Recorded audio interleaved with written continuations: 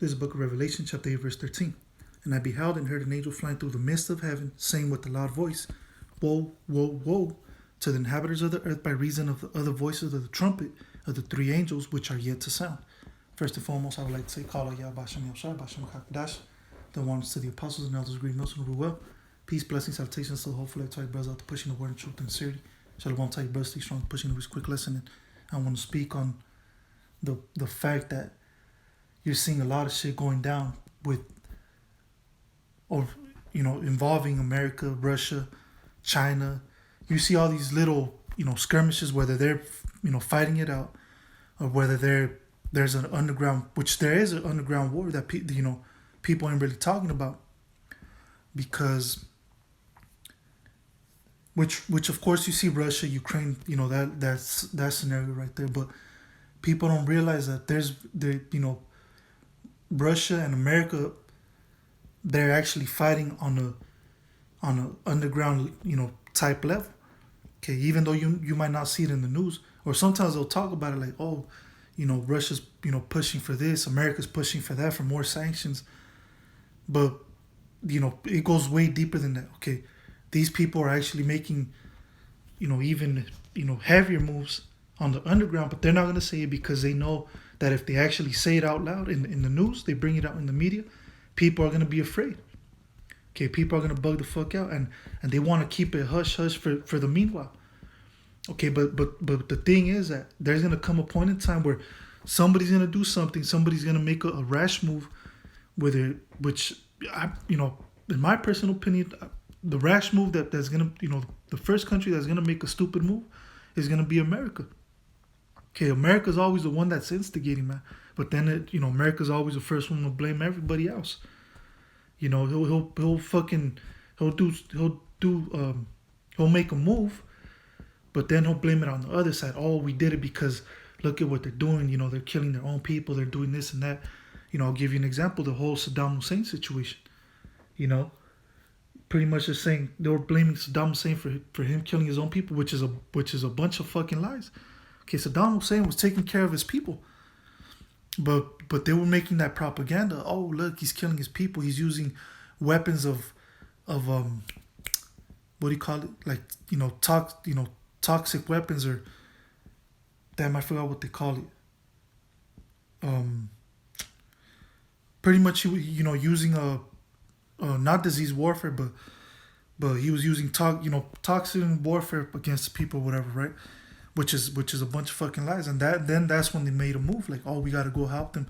But then when you tell the was it Afghanistan? Well, whatever, Iraq, right? But now if you tell the Iraq people, even today, was it better living with Saddam when Saddam Hussein was ruling, or is it better now? 100% of the people are always, what they've been saying is, when these motherfuckers stepped in foot, when the so-called white man, when America stepped in foot to Iraq, everything became worse, and now it's even worse than what it used to be when even Saddam Hussein used to rule. So now the stupid people that wanted, America to move into Iraq, those same people that the same, people in Iraq, now they want to take it back. Now they feel stupid, like fuck. Now we're in a worse predicament than what we were when Saddam Hussein was ruling over us, and that's just one example. Okay, but this is what the devil does. This is what Esau does all the time. Okay, they'll make up some fucking lie. They'll make a move, but blame it on the other side, and they'll try to justify themselves. Oh, okay, so now we gotta come harder. So in my personal opinion, which I speak as a man, I believe America's gonna make the first move. Regarding probably shooting a missile or something like that, right? Or declaring war on Iran, or some shit like that. And then of course eventually Russia's gonna do what they gotta do, because then the ball's gonna be in their court. And then, but Russia. One thing about Russia, one thing that the Lord gave, the spirit of these Russians, man, He gave these Russians the spirit of some fucking heavyweight warriors, man. They don't give a fuck. They're not scared. The Russians, they're not afraid of shit. Man, these motherfuckers will fight anybody, anywhere, anytime. That's how tough these Russians. That's how the spirit gave these people a tough ass spirit. So I'm talking about the Russians. Okay, they're not afraid to make moves. You see what they're doing with Ukraine. They didn't give a fuck. Shoot, they did it without anybody's permission. And now you see America. You know America. Now America's looking weak. America is looking weak in the eyes of the whole world right now. Because Russia made a move like, what's up, boom. And right now they're completely wiping away them fucking Ukrainians. They're steamrolling through those people. Through those, through the Ukrainian military. Like nothing. They're straight up killing them. Easy work. And now America's looking stupid because, America was all this big talk like, oh, if the Russians do this, we're going to do that. But now America's looking weak because they never made a move yet. The only move they made was throwing sanctions on Russia. But what the fuck is that going to do? That's why, like I said, man, the Lord gave the Russians, beginning with Vladimir Putin, a tough ass spirit. Okay. But going back to the precept, when it says woe, woe, woe, the word woe means destruction. And the reason the angel said it 3 times because there's going to be, there was already 2 world wars that went down, World War I and World War II. But there's actually going to be World War III, which is going to be a nuclear war. Okay, and this is going to be the war to end all wars. Okay, because after this, ain't no fucking coming back. Okay, this is going to be a nuclear holocaust. And this is why the angel said the word woe 3 times. Okay. So you see, even the scriptures speak about the world wars. Okay, World War One, World War II, and now World War III, which we're getting into right now. Okay, we're in the entering phases of World War III, happening right before our very own eyes. Happening right before our very own eyes. Okay. So now let me go ahead and get the book of. All right, there's a book of Revelation, chapter 11, verse 14, and it says, "The second woe is past, and behold, the third woe cometh quickly." Exactly. The second woe is past, which is World War II, and behold, the third woe, which is World War III, cometh quickly. And like I said, man, you turn on the news right now, you see all types of shit happening, all types of skirmishes going down. Okay, America's doing this, Russia's doing that, Iran is doing this, and all these different countries they're all making moves, regarding war. And not only that, but you see certain countries coming together that they're having these what do you call them? Not military parades, but pretty much practicing. Okay, they got the little military games, right? That's what they call them. They have their little military games. They're testing out the weapons. They're pretty much fine tuning everything. They're practicing, for the real game. So when game time comes on, they ain't gotta get ready because they stayed ready. So that's why you see Russia joint military exercises with China, with Iran.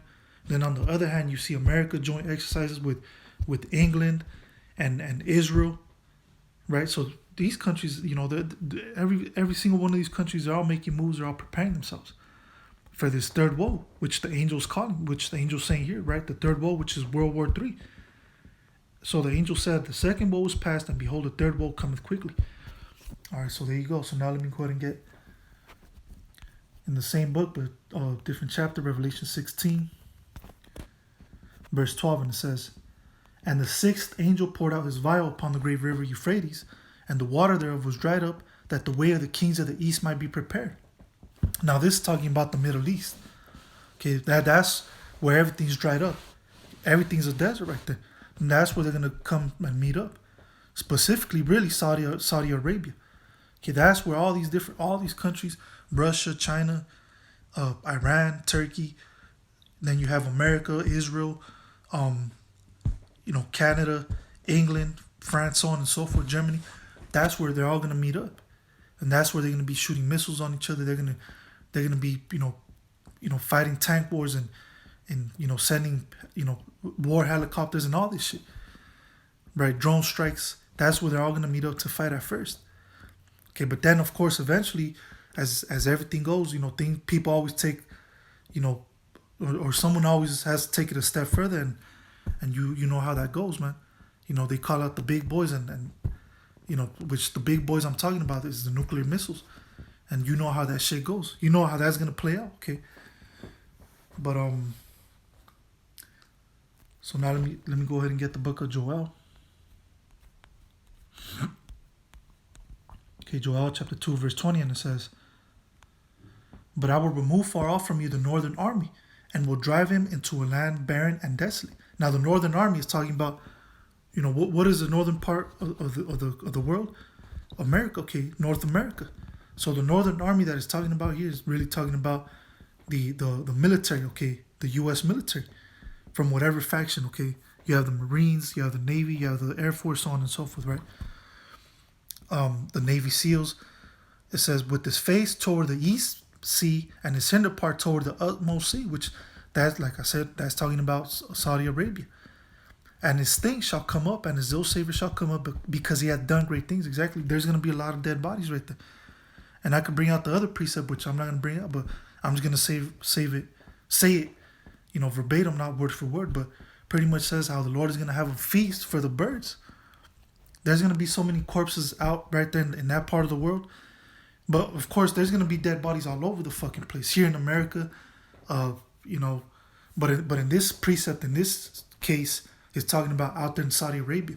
Okay, there's going to be so many bodies there. So many bodies, they're not going to be able to bury them. Okay, so what's going to end up happening, which there's a couple precepts that the Lord talks about this, how he's going to have a feast for the birds. Even the birds that don't eat flesh. Okay, even like those the little finches or whatever. Like those little birds that don't even eat flesh. All they eat is probably like little bugs or whatever. But even those little birds, they're going to get down. Okay, those little birds are going to be pecking the eyes out these fucking corpses, man. So he's actually going to be feeding all these birds. Okay, because of all these dead bodies that are going to be out there. It says, "And his ill savor shall come up, because he had done great things." Okay, so now let me go ahead and get the book of...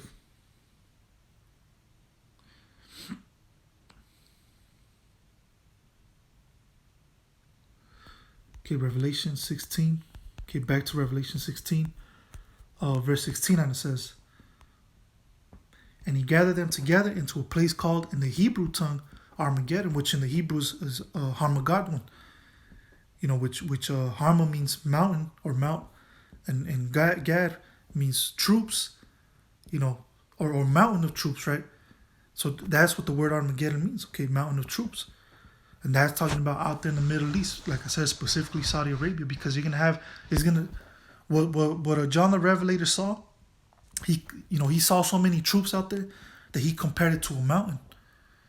Okay, he probably saw it from a bird's eye view, when he was seeing it through the vision that the Lord was giving him, the prophecy, and he actually saw people, he saw so many troops that he probably saw them, stacked up on each other, and they look like a mountain.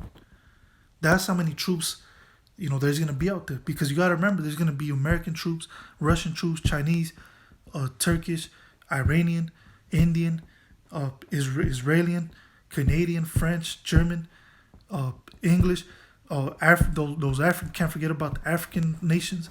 There's gonna be troops from every fucking country, man. You gotta remember, this is gonna be World War III. Every country's gonna have to make a choice. Okay, they're gonna have to pick a side. You ain't gonna be in this situation. You ain't gonna be able to be in the middle. You're gonna have to pick sides, man. That's why it's known as a world war. So these countries, man, they're gonna have to pick sides, and what ends up happening, man, all these countries come together, one side against the other, and there's gonna be a bloodshed. It's gonna be a bloodbath, man. There's gonna be so much fucking death. Not just regarding the war, which right now, of course, I'm talking on this situation, the war situation, World War III, but even on other situations, man, when all hell breaks loose here in America, when there's no more law, everything's lawless, it becomes like the Wild Wild West, man. People, women are gonna be getting raped. There's gonna be a famine out here, no more food. People are gonna be killing each other for food. There's gonna be cannibalism. People are gonna be eating each other. That's how bad it's gonna get. You're gonna have the military, some of the military that are still stationed here in America, that don't get sent out there in the Middle East. They're gonna be used as during martial law, and they're gonna lock down everybody. People that don't obey, or whatever. If you don't want to take the mark of the beast, which is RFID chip, they're gonna be throwing people in FEMA camps, concentration camps. They're gonna be shooting people down. It's gonna be crazy, man. There's gonna be a lot of death. And that's why the scripture says, the slain. One of the precepts says is the Lord says, the slain of the Lord shall be many.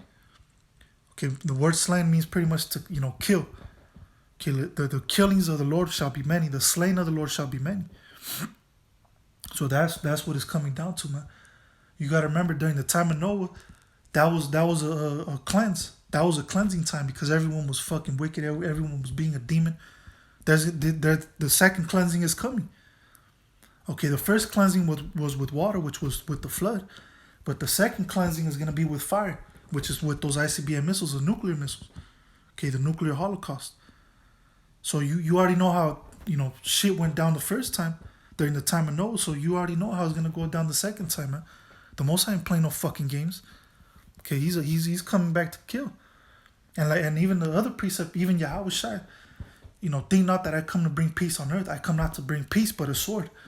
What do you do with the sword? He's going to be killing. He's going to be murdering, man. Okay, not murdering, but, killing, slaying, destroying motherfuckers, man. Straight up and down, okay? That's Yahweh Shai, okay? That's the Messiah. Okay, he's going to be doing a lot of killing himself when he comes with what the so-called white man calls the UFOs, okay? Those are really the angels. That's really going to be Yahweh Shai when he comes in the fathership. They call it the mothership, but that's the fathership. Okay, that's going to be the Messiah and the angels, okay? But that's another lesson, right? But anyways, with that, Lord willing, it was edifying. Until next time, Yahweh Shem Yahweh Shabbat. Say shalom.